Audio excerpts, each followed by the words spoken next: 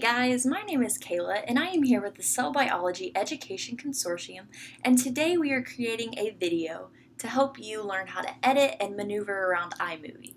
So the first thing you need to do is open up the application. So when you open up the app, it'll take you to the Projects tab, and this shows you all the projects that you have worked on, and it also allows you to create new, which is what we are going to be doing. Once you get to this screen, there is nothing there, and that's because now you have to import your media that you want to use to create a video. It's important to have all your media in one place, that way you don't have to get mixed up between which clips you want to use. I happen to have all the media needed for this video on my desktop. You can either select a clip by itself, and it will say import selected, or you can just import all.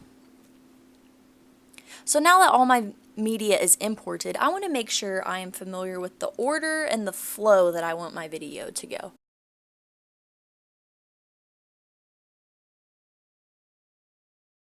I know I want to start off with the CBEC, and then I want to show some techniques that kind of overlap, and then I just want to show y'all how to insert a different kind of view on top of a video, just so y'all can get a better understanding of how to use iMovie. So the first thing you want to do is drag and drop your clip to the bottom. As you can see, when I move my mouse over it, it seems to zoom out. I'm personally not a huge fan of this feature, so I'm going to go up to the cropping and change from Ken Burns to fit. That way it doesn't move the duration that is on the screen.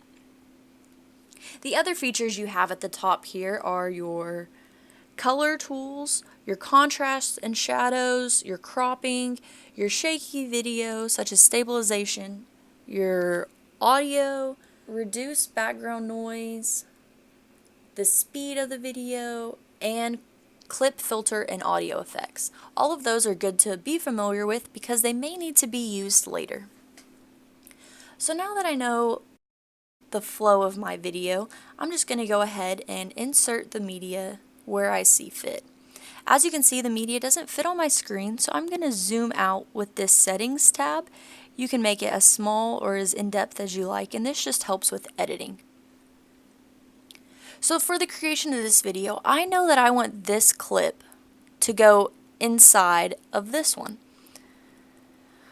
So what I'm going to do is look for the place where it seems like a good split would be used to insert the other clip. And you want to go to modify and split clip, and that splits the clip that you were working on into two sections wherever your mouse was.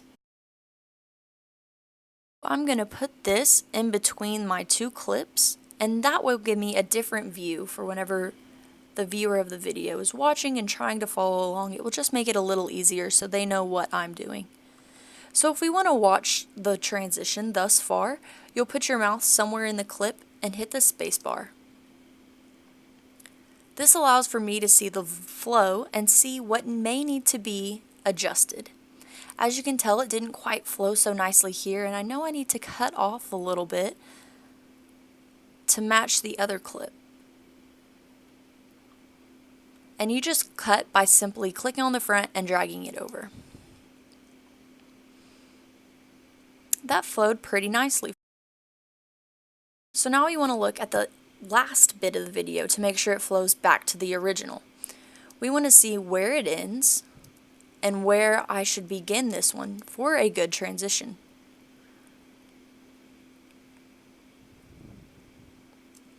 It's always helpful to review the video while you're doing it. That way you can just become more familiar with what part you'll need to use and find where's a good place to trim it. So since all of this cell scraping and spreading was shown in the aerial view, I'm going to change it. That way you don't see my end work. You just see me working here, and then it flows into me putting it up, which will be the end of that clip. That is a very helpful tool, not only to give your audience different views, but it also helps with transition of videos. As you can see, that was pretty smooth just because it was different angles. Now if you were using different takes of the same clip, it's a little more complicated because that's when you have to finagle the audio and video just to make sure it lines up perfectly. Now I want to use this video clip. So I'm going to drag and insert it. And as you can see, it has to do with whales and fish in the aquarium. So what I wanted to do was show this little clip, but also give the people a fun information tool. So what I want to do is put the picture where I want my video to stop. So as you can see, if I play it from the middle of the video, it'll play, and then jump to my picture. Again, earlier, I'll have to change the crop to fit. That way it won't do the kin burns and you won't have to see different things. But at the same time, wherever you put the clip on top of a video, that's where it will transition into playing the other clip that you have. If I were to put it more in the middle, it would play, and then it would flip to the clip, and then come right back to the video and continue playing. If you wanted to make the duration of this clip shorter, you just click at the end and change the time to the length you desire. So that was a pretty easy how to edit and how to put media into iMovie. So now when you're working with more technical things or you want to add something to it, say for this final clip, I wanted to add a title because I had something that I really needed to tell my audience. So if you go to the titles at the top, there are a ton of different ones, and you really just have to kind of play around and see which one you like. I'm going to use this lower reveal, and I'm just going to put it back on top of my video. Zoom in a little bit just so I can see, where it is exactly. Get a better understanding. And then it says title text here. So what I'm going to do is type use sanitary precaution.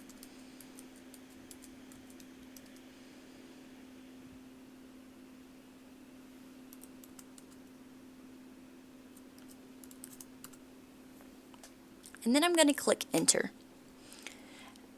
Now as you can tell, when you double click on the text, it allows you to edit it. And with different presets, you can't really move the text, which is why it's important which title you use. So I'm going to go back to my clip and play it.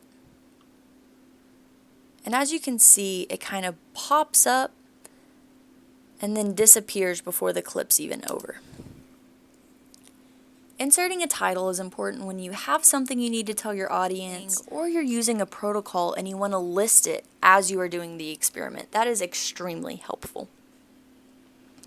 Another thing we want to look at is actually using transitions.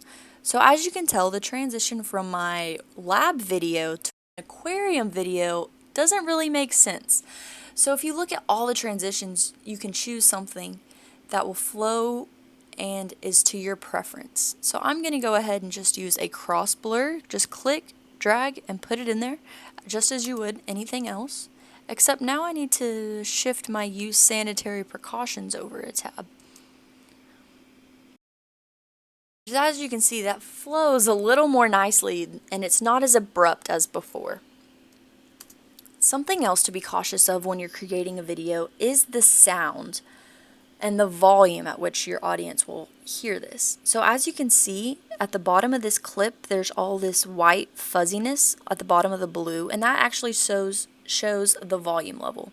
And you can adjust it by using that bar and either set it at 100 where it was, or increasing or decreasing the volume level depending on how it sounds when you're listening and editing it.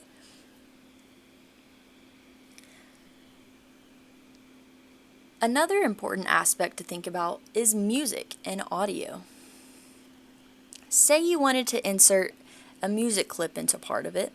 It's actually super easy. You just find a song that you want to use, either on iTunes or something you may already have, and what you do is drag and put it at the very bottom where it shows music. Now what this will do is play the music over the whole video. However, if you didn't want that, you could always insert it to play at a specific part in the video and to stop at a specific part. So I want my song to only play while I'm working in the lab. And you can edit it like that. You can click on the parts of the song you have, and if you don't like that specific part, go ahead, drag your song back out, shift it to where you want it to start, and then you can just simply drag it back to where you want the music to begin playing. Another way to make sure that all of the audio is out of your videos is to click on them and either drag the bar to the very bottom where it says 0%, or go to the audio and click the mute button. Once you complete your video, you always want to export it. And you always want to export it as a file. This is extremely important because it's much easier to transport a file across a flash drive or a computer or another form of online storage. And you also want to make sure that your resolution is the highest it'll go, which is usually 720. Anything lower than that, and it may get a little fuzzy when you share or save your video.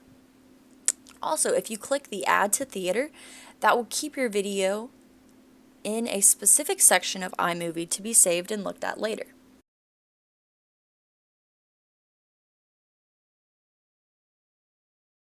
If you want to change the name of the file, at the top where it says My Movie 9, just delete it and change it to How to Edit a Video. Click Next, save it to where you wish, and voila, it's as easy as that. If y'all have any other questions wondering how to edit or make a iMovie video, please comment below, and we would love to get in touch with you to help you on your journey. Thank you.